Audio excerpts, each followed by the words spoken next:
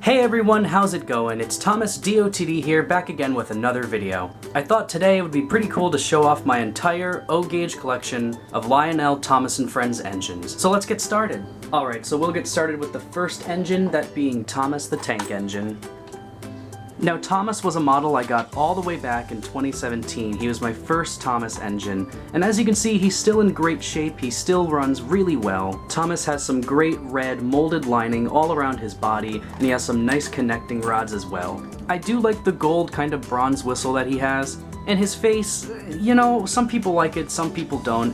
I think it's fine. I think it could be a lot better, but for a little Thomas face, I think it looks okay.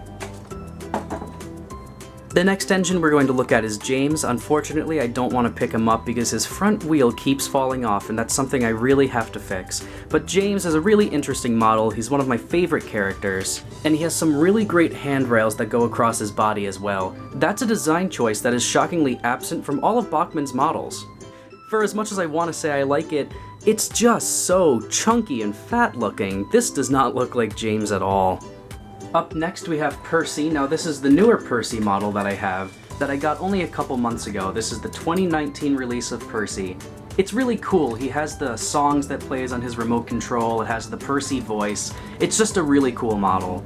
I've said it in my review and I still believe it today. This is probably one of the best Percy models on the market. His wheels look great, he has a lot of great details, and overall it just looks a lot like Percy. I think his face is probably the best feature of this model. It has to be one of the best Percy faces I've ever seen. It's miles better than the H.O. Bachmann release. Alright, coming up next we have Diesel.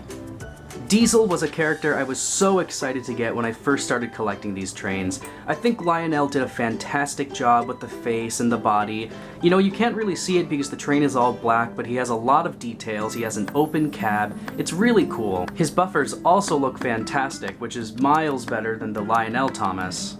One thing that I'm still not happy about though is that his connecting rods down here, they're still inside the unit. They're not placed outside on the chassis.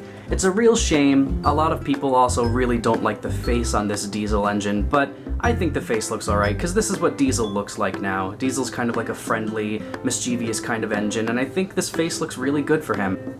I would prefer the old, devilish, kind of evil Diesel face.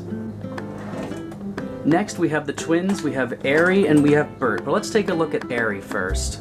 You know, Ari looks a lot like Diesel, and by extension, Ari and Bert look a lot like Diesel. They all look the same, they're all the same model.